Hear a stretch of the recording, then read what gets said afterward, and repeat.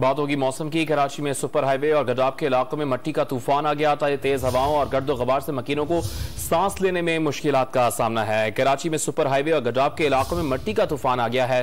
तेज हवाओं और गर्द गुबार से मकीनों को सांस लेने में दुश्वारी का सामना है। मनाजिर भी आप देख सकते हैं। कराची का इलाका है सुपर हाईवे और गडाब, जहां पर मट्टी का तूफान आ गया है।